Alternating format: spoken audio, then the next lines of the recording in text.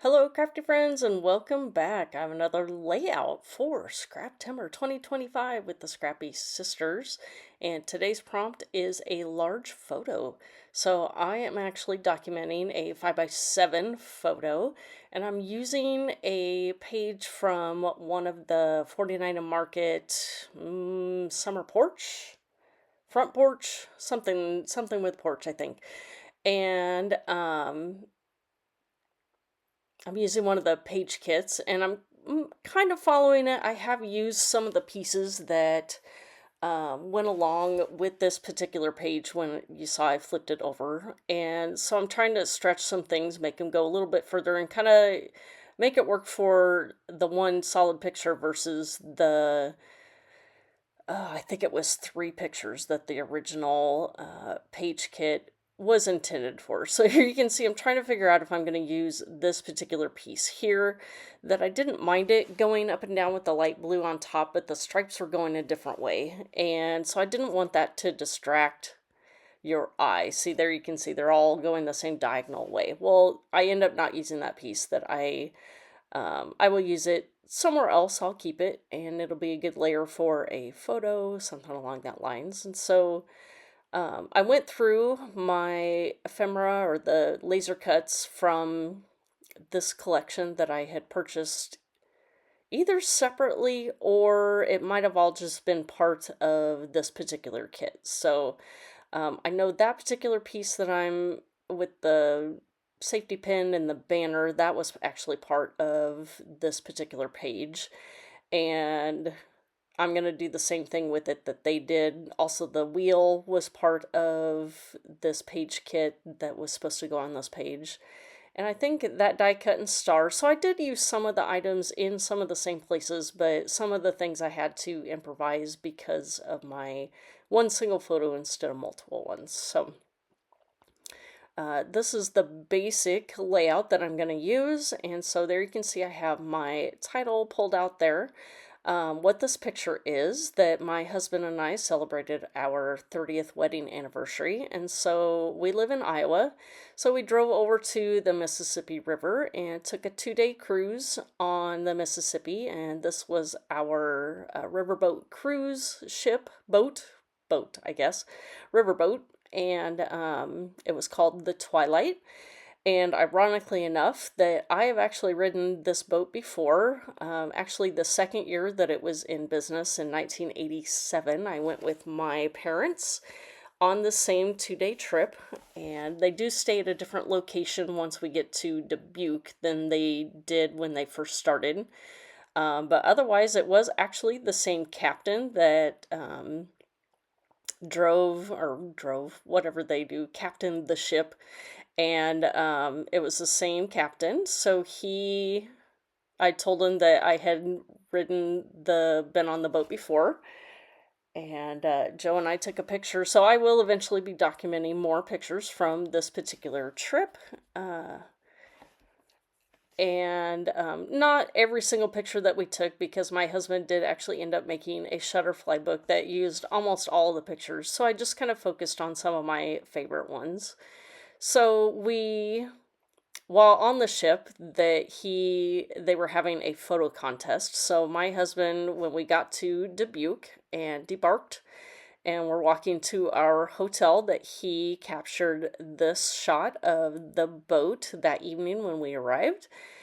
And this one actually won the photo contest, and so we actually won free beverages from the bar the next day. So I think that is one picture that I have to document eventually. Otherwise, it is in the Shutterfly book that my husband created.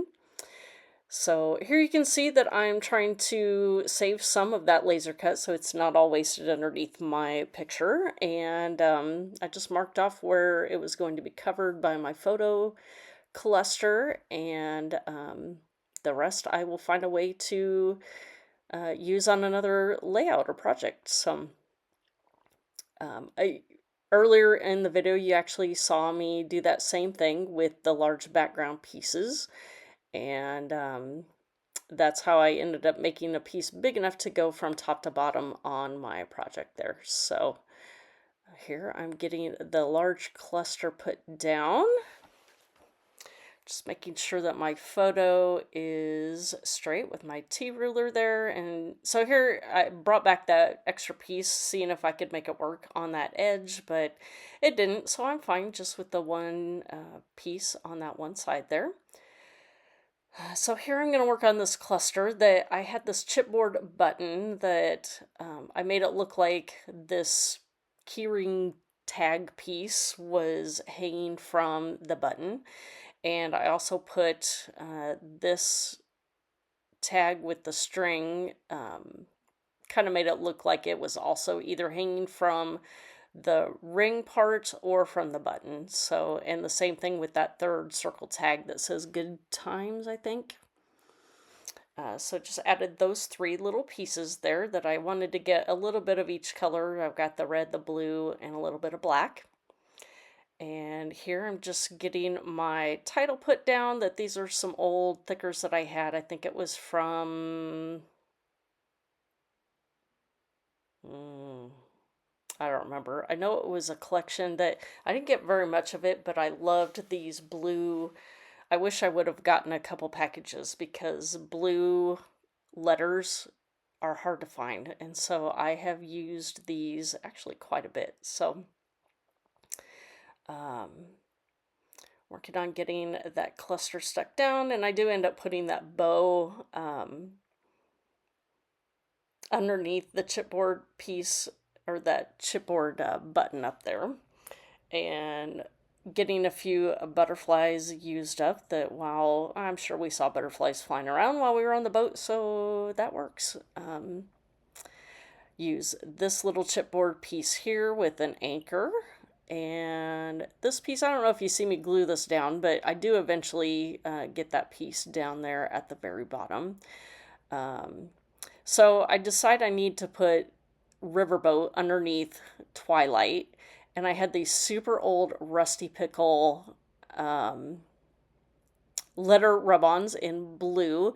I had to doctor a few of them to get a V. I had to cut a W up, and to make an A, I think I used maybe a B. And so that one looks kind of funny, but you get what it says. That you can't tell here, but in the close-up pictures you'll see that I didn't quite cut it enough to make it not look like a funny A. But I think you can tell what the word is, and it's a rub-on and it's stuck on there, so it is what it is. So here I am adding my journaling there to the tag, just talking about our trip down the Mississippi.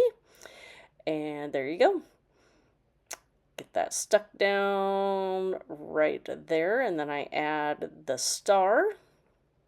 And then I bring in, so even though these are Christmas, that there were red stars, and so this collection had stars actually pre-printed on the paper there on the upper right hand. So I just add one extra star on there. Oh, there, I finally remembered to glue that little piece on there as well. And then that pretty much wraps things up here. So if you have any questions for me, please feel free to leave those down below.